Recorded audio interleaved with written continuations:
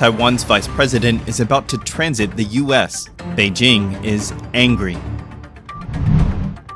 A disabled farmer who sold $98 of pork fined more than $7,000. Officials in Guizhou engage in grave digging and corpse theft for funeral reforms. Casualties as Jilin residential area building explodes.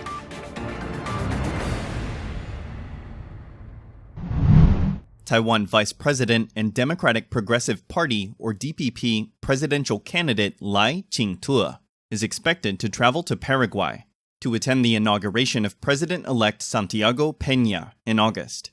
Lai will transit to the US on the way to Paraguay, which angered the Chinese regime.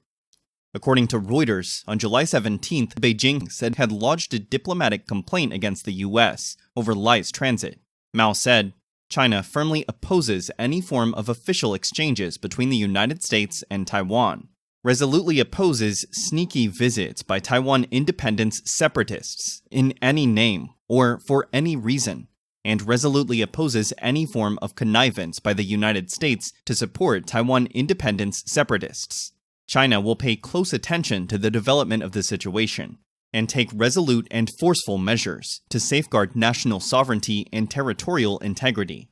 However, the statement of U.S. Secretary of State Antony Blinken on July 18th does not indicate that the U.S. will not welcome Lai because of Beijing's objections. Blinken called Lai's transit routine and suitable for past stopovers. He said, "There is no reason for the PRC, or People's Republic of China, to use this transit as a pretext for provocative actions."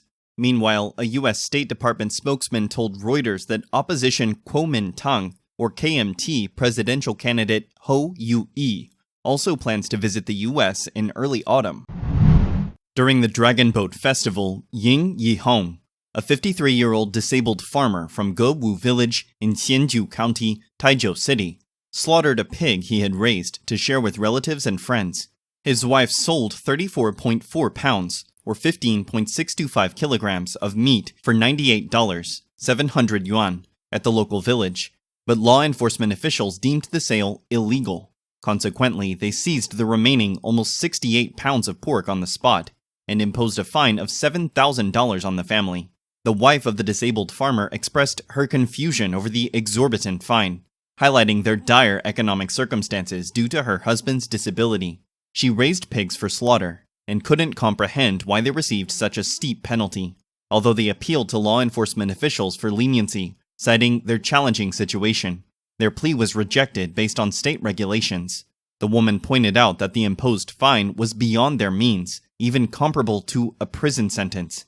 The farmer's family, who relies on farming for their livelihood, found the punishment perplexing.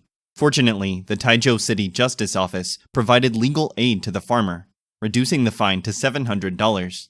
Numerous Weibo netizens expressed their frustration through comments. Farmers can no longer raise pigs.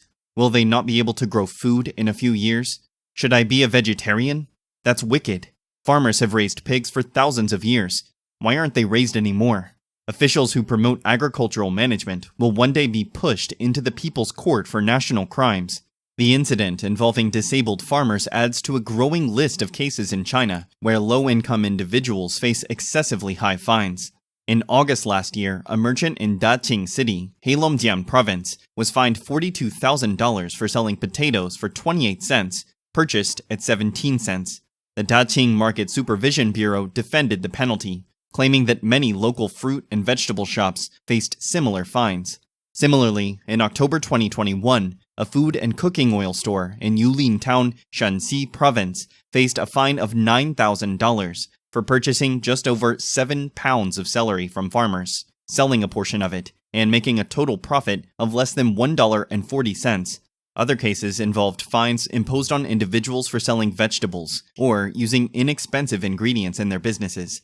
An older man in Luoyang City, Henan Province, was fined $15,300 for selling just over 2 pounds of vegetables for almost $3. An older farmer in Minho County, Fujian Province, was fined more than $7,000 for selling celery, and an additional $7,000 for failing to pay the fine on time, resulting in a total fine of $14,000. In another case, a donut shop in Dongchuan New District, Shanxi Province, was fined $700 for purchasing a bottle of mustard oil for 70 cents that lacked production date records. Lin Shengliang, a dissident, expressed his views on the heavy penalties imposed by the Chinese Communist government, stating, "This appears to be a money-making endeavor by local governments. As these incidents become more frequent, sky-high fines will become increasingly common, likely driven by either general circumstances or the central government's tax requirements on local governments."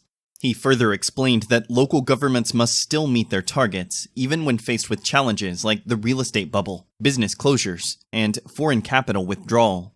Consequently, they capitalize on vulnerable groups, such as merchants and street vendors, to generate revenue. On July 14th, news rapidly circulated among netizens regarding an incident in Liangfeng Village, Zhongping Town, Tianxi County, Bijie City, Guizhou Province. Reports say that the body of a man in his 90s was stolen shortly after burial. On the same day, local authorities confirmed the incident, attributing it to funeral reforms implemented by the Chinese Communist Party, or CCP, which prohibited burial in coffins. As the family did not comply with the regulations, the relevant departments took it upon themselves to exhume the body and arrange for cremation. According to social media posts by relatives of the deceased, no prior announcement of the cremation was made during the funeral, and no official paperwork was provided. The funeral concluded, only for the family to discover that the body had vanished.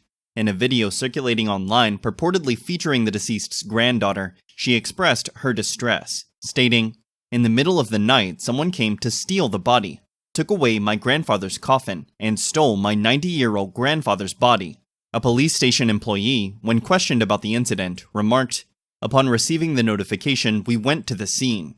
Our understanding is that we have a funeral reform policy in place. Deceased individuals must be cremated.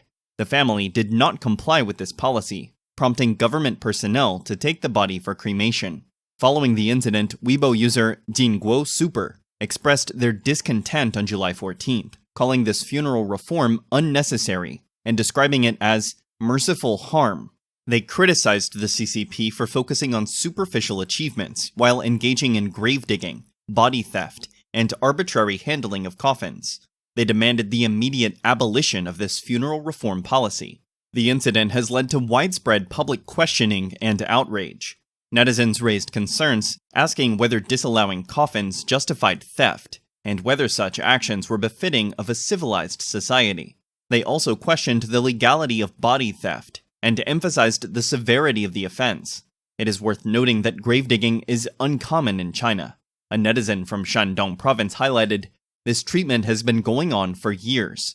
Burial restrictions were strictly enforced in the past.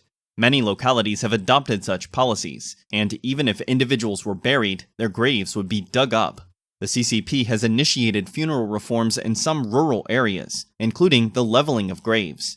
According to an April 10th report by Toutiao, Tu Session issued the CCP's Central Committee Document No. 1, calling for reforming rural funeral culture to promote spiritual development in rural communities. However, online reports suggest that grave leveling has been underway since April. The authenticity of the funeral reforms and the leveling of graves has been confirmed. Toutiao reports that grave leveling primarily targets extravagant tombs in rural areas. These large tombs occupy substantial space, require significant financial and material resources, and can create adverse social effects, fueling unhealthy competition. The central government has called for the dismantling, simplifying, and rationalizing such tombs. The second focus of the reforms is the elimination of living graves, which refers to tombs with roofs that can accommodate temporary residents, often used by homeless individuals. These tombs have become prevalent in certain remote rural areas, contradicting the spirit of the CCP's document and causing various societal issues.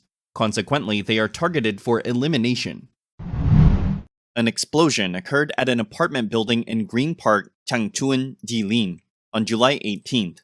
A video posted online showed an explosion in the middle floor of a residential building, one of the outer walls being blown out.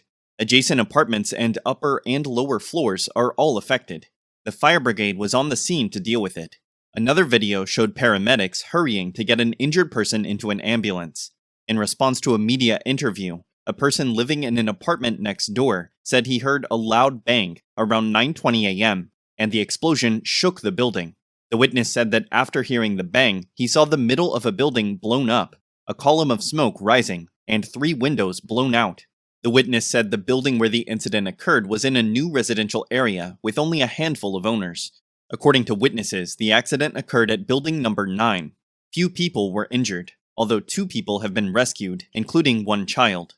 The apartment management said that people were living in the house at the time of the explosion. The cause of the explosion is unknown. A District Emergency Management Bureau employee said staff had arrived at the scene to deal with it, and that it was inconvenient to release other information.